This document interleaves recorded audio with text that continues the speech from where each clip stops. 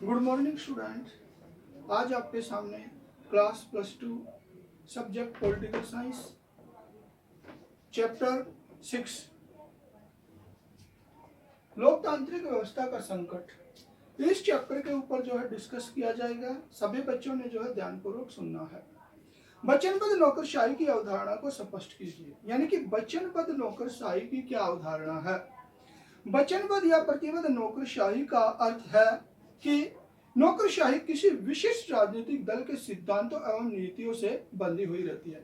तो वचनबद्ध नौकरशाही या प्रतिबद्ध नौकरशाही का मतलब है कि वो जो है कर्मचारी किसी राजनीतिक दल के सिद्धांतों और नीतियों से बंधी हुई रहती है। यानी उस दल के सिद्धांतों के नीतियों के अनुसार जो है वे कार्य करते हैं और दल के निर्देशों से ही कार्य करती है और जैसा दल निर्देश देता है उसी के अकॉर्डिंग जो वे कार्य करती है।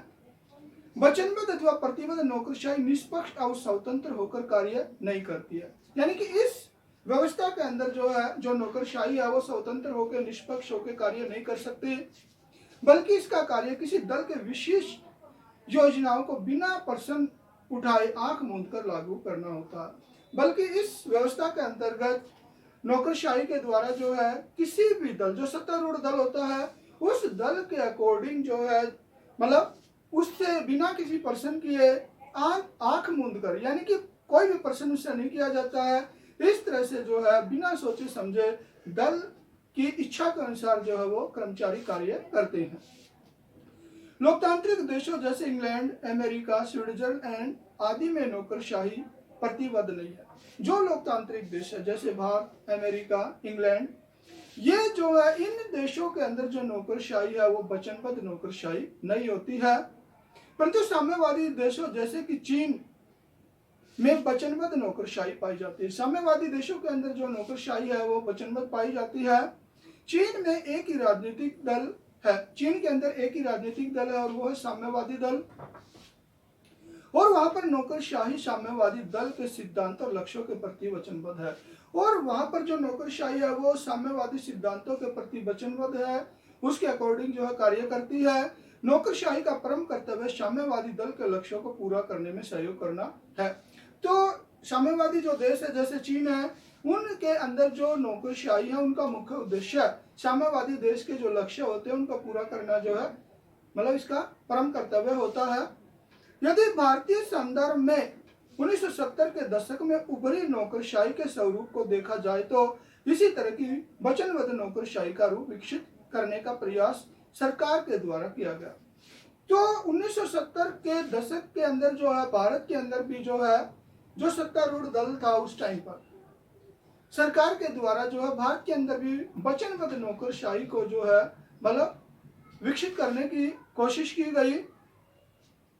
परंतु दूसरी तरफ यहाँ यह भी उल्लेखनीय कि भारत में नौकरशाही किसी दल के सिद्धांतों के प्रति वचनबद्ध न होकर संविधान के प्रति वचनबद्ध है। लेकिन दूसरी तरफ देखते हैं संविधान के अंदर साफ लिखा हुआ होता है कि जो नौकरशाही है वो जो किसी दल के प्रति वचनबद्ध नहीं है, वो जो अपनी इच्छा के अनुसार नियमों संविधान के नियमों के अनुसार जो है कार्य करती है। कोई भी दल सत्ता में क्यों न हो, नौकरशाही का कार्य राजनीतिक कार्यपालिका की नीतियों को नियम के अनुसार लागू करना। सरकार यानी कि भारत के अंदर कोई भी पार्टी है, चाहे कांग्रेस पार्टी है, भारतीय जनता पार्टी है, कोई भी पार्टी है, वो जो है नौकरशाही का कार्य जो है राजनीतिक कार्यपालिका की नीतियों के अनुसार, यानी सत्तारूढ़ दल की मनमानी नहीं चलेगी। राजनीतिक जो कार्यपालिका है उसकी नीतियों के अनुसार नियमों के अनुसार जो है कार्य करना इनका मुख्य कार्य है। इस प्रकार यदि भारतीय संदर्भ में नौकरशाही की वचनबद्धता का अर्थ लिया जाए तो लोक सेवकों को चाहिए कि वे सामाजिक व्यवस्था और सामाजिक आर्थिक न्याय का उपकरण बने। तो भारत के संदर्भ में अगर नौकरशाही का अर्थ लिया जाए तो जो लोक सेवकों के द्वारा जो नई नई सामाजिक व्यवस्था और सामाजिक आर्थिक न्याय यानी कि इनके साधन के रूप में पूरा जो है इनके साधन के रूप में कार्य करना इनका मुख्य उद्देश्य है। पूरे उत्साह के साथ सरकारी नीतियों को अमल में लाया जाए और पूरे उत्साह के साथ जोश के साथ जो सरकार की सही नीतियां हैं उनको जो है अमल में लाया जाए। इसके अतिरिक्त जनता उससे यह भी आशा करती है कि सत्ता के स्तर पर राजनीतिक परिवर्तन होने पर वे अपने दक्षता, ईमानदारी तथा तटस्थता से संबंधित संविधान के आदर्शों मूल्यों के अनुरूप सत्ता पक्ष की नीतियों को लागू करने का कार्य करेंगे। यानी कि मान लीजिए कि जब कोई सत्तारूढ़ दल है वो अगर सत्ता में नहीं रहता है तो भी जो ये नौकरशाही है, जो सरकारी कर्मचारी है, उनका मुख्य उद्देश्य यही होता है कि वो जो संविधान के नियमों के अनुसार जो अपना कार्य करे, न कि किसी पार्टी के अनुसार कार्य करे। मान लीजिए कि आज भारतीय जनता पार्टी है, अगर जो नीतियां मान लीजिए लागू की गई है सही नीतियां हैं, तो जो सरकारी कर्मचारियों का जो कार्य है वो उन नीतियों को जो अच्छी तरह से लागू करना है। अगर मान लीजिए उसके अंदर दूसरी पार्टी आ जाती है, वो इंटरफेयर करती है, उसको चेंज करवाती है, तो इस प्रकार से जो है ऐसा नहीं होना चाहिए। नीतियों को लागू करने का कार्य करेंगे ताकि समाज में सामाजिक एवं आर्थिक न्याय की स्थापना हो सके, और सही नीतियों को लागू करने की कोशिश करेंगे, चाहे वो किसी भी दल की है, चाहे किसी भी दल को जो है सत्ता में आ जाए, फिर दोबारा से चला जाए, फिर दोबारा से सत्ता में आ जाए, जो सही नीतियां हैं वो जो है लागू करे और समाज में जो है सामाजिक और आर्थिक न्याय लाने की कोशिश करे। अब देखिए वचनबद्ध न्यायपालिका से क्या अभिप्राय। अभी हमने ऊपर पढ़ा है नौकरशाही का, अब न्यायपालिका का। भारत में इसका उदय कैसे हुआ, तो वचनबद्ध न्यायपालिका का क्या अर्थ है, भारत में इसका उदय कैसे हुआ। वचनबद्ध न्यायपालिका से अभिप्राय ऐसी न्यायपालिका से है, यानी कि जो वचनबद्ध न्यायपालिका है ऐसी न्यायपालिका होती है जो एक दल विशेष या सरकार विशेष के प्रति वफादार हो, जो किसी एक दल के प्रति या सरकार के प्रति जो वफादार हो, तो सरकार के निर्देश एवं आदेशों के अनुसार चलाने का कार्य करे और सरकार के निर्देश के अनुसार चले। स्वतंत्रता प्राप्ति के पश्चात बने देश के प्रधानमंत्री ने सामाजिक न्याय के उद्देश्यों को प्राप्त करने के लिए वचनबद्ध न्यायपालिका का सहारा लिया। यानी कि हमारे देश के अंदर जब हमारा देश आजाद हुआ, उस देश के जो प्रधानमंत्री ने जो है सामाजिक न्याय यानी समाज के अंदर सभी को न्याय प्राप्त कर सके, इस उद्देश्य को प्राप्त करने के लिए वचनबद्ध न्यायपालिका का सहारा लिया। यानी कि न्यायपालिका के उसके अनुसार कार्य करे और न्यायपालिका ने संविधान में निहित उद्देश्यों के अनुरूप स्वतंत्र, निष्पक्ष एवं उत्तरदायी न्यायपालिका के रूप में कार्य किया। और हमारे देश की जो न्यायपालिका है उसने जो है संविधान के अंदर जो बातें लिखी है उसके अकॉर्डिंग जो है स्वतंत्र, निष्पक्ष और उत्तरदायी न्यायपालिका के रूप में अपनी भूमिका निभाई। लेकिन इंदिरा गांधी ने देश में सामाजिक विकास के उद्देश्य के अंतर्गत इंदिरा गांधी के द्वारा देश में सामाजिक विकास के उद्देश्य के अंतर्गत न्यायपालिका की स्थिति को वचनबद्धता की ओर अग्रसर कर दिया। यानी न्यायपालिका को जो है सरकार की वचनबद्धता की ओर जो है बढ़ाया।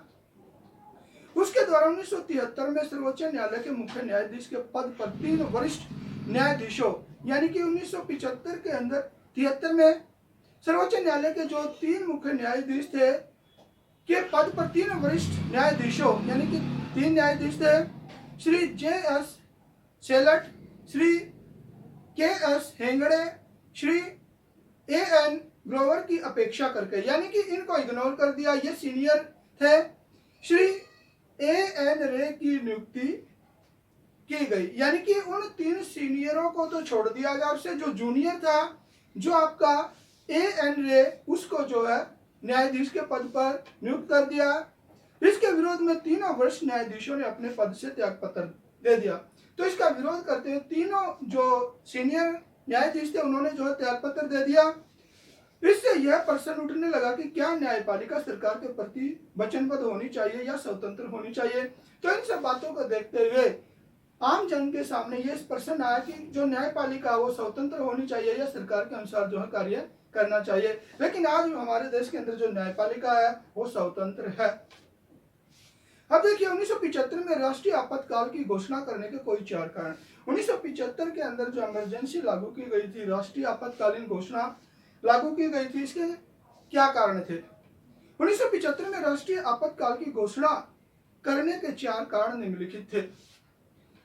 विपक्षी दलों द्वारा देश में हड़ताल, बंद, घेराव आदि द्वारा ऐसी असाधारण स्थिति पैदा कर दी कि सामान्य लोकतांत्रिक राजनीति के कामकाज सही रूप से संचालित नहीं हो रहे थे। तो विपक्षी दलों के द्वारा 1975 के अंदर जो है देश के अंदर हड़ताल, बंद, घेराव, यानी कि ऐसी स्थिति उत्पन्न कर दी कि लोकतंत्र के जो काम काज थे वे अच्छी तरह से नहीं हो रहे थे। अतः श्रीमती इंदिरा गांधी ने आपातकाल की घोषणा को ही इसका विकल्प समझा। तो श्रीमती इंदिरा गांधी के द्वारा ऐसा महसूस किया गया कि आपातकाल के अतिरिक्त उसके पास कोई दूसरा चारा नहीं है, तो आपातकाल की घोषणा की गई। सन 1974 में बिहार में चले छात्र आंदोलन के कारण जयप्रकाश नारायण की संपूर्ण क्रांति के आह्वान को मिले अपार जन समर्थन, यानी कि 1974 के अंदर बिहार के अंदर छात्र आंदोलन चला था और वो आंदोलन जो है जयप्रकाश नारायण के नेतृत्व में संपूर्ण देश के अंदर क्रांति का आह्वान के लिए आंदोलन चलाया गया था। और इंदिरा सरकार को निरंतर मिली चुनौतियों के कारण, और इससे जो इंदिरा सरकार को जो लगातार चुनौती मिल रही थी, जिसकी वजह से श्रीमती इंदिरा गांधी ने आपातकाल की घोषणा के लिए जो है मजबूर होना पड़ा, विवश होना पड़ा। इस वजह से जो आपातकाल की घोषणा की गई। सन 1974 में हुई राष्ट्रव्यापी रेलवे हड़ताल से, यानी 1974 के अंदर राष्ट्रव्यापी रेलवे हड़ताल भी हुई। रेलवे कर्मचारियों, मजदूरों, व्यापारियों एवं आम लोगों में सरकार के विरुद्ध असंतोष व्याप्त हो गया। तो इन सभी ने जो हड़तालें कर रखी थी और सरकार के विरुद्ध जो है रोष की भावना फैली। ऐसी स्थिति में शासन पर प्रभावी पकड़ बनाए रखने के लिए, तो ऐसी स्थिति के अंदर शासन पर जो है अपनी पकड़ बनाए रखने के लिए श्रीमती इंदिरा गांधी ने आपातकाल की घोषणा का विकल्प उचित समझा। यानी कि ऐसी स्थिति के अंदर श्रीमती इंदिरा गांधी के द्वारा यह विकल्प सही समझा गया कि इस समय जो है आपातकाल की घोषणा की जाए। सन 1971 के लोकसभा चुनाव के निर्वाचन में, यानी 1971 के अंदर जो लोकसभा चुनाव हुए थे, उनमें श्रीमती इंदिरा गांधी की लोकसभा सदस्यता को इलाहाबाद उच्च न्यायालय द्वारा 12 जून 1975 को अवैध घोषित कर दिया। यानी जो इलाहाबाद उच्च न्यायालय था उसके द्वारा जो है 12 जून 1975 को जो है लोकसभा का जो इंदिरा गांधी के द्वारा चुनाव लड़ा गया था उसे जो अवैध करार कर दिया गया, गलत करार कर दिया गया। निर्णय के अनुसार यदि अगले 6 महीनों में वे पुनः सांसद निर्वाचित नहीं होती है तो वे प्रधानमंत्री पर कायम नहीं रह सकती। निर्णय के अनुसार यह कहा गया कि आने वाले 6 महीनों के अंदर उसे जो है सांसद सदस्य बनना होगा। अगर वो ऐसा नहीं कर सकती है तो उसे जो है अपने पद से त्याग पत्र देना होगा। ऐसी स्थिति में श्रीमती इंदिरा गांधी क्षुब्ध होना स्वाभाविक ही था। तो ऐसी स्थिति में श्रीमती इंदिरा गांधी का क्रोधित होना स्वाभाविक था, जो उन्हें अनंत आपातकाल की घोषणा तक ले गया और जिसकी वजह से जो है श्रीमती इंदिरा गांधी ने जो है कोई विकल्प नहीं दिखाई दिया, सिर्फ आपातकाल की घोषणा दिखाई दी। तो इस तरह से जो श्रीमती इंदिरा गांधी के द्वारा जो है आपातकाल की घोषणा की गई। तो बच्चों आज आपके सामने जो है 4 नंबर के 3 क्वेश्चन समझा दिए हैं। ये आप सभी बच्चों ने अच्छी तरह याद करनी है। धन्यवाद।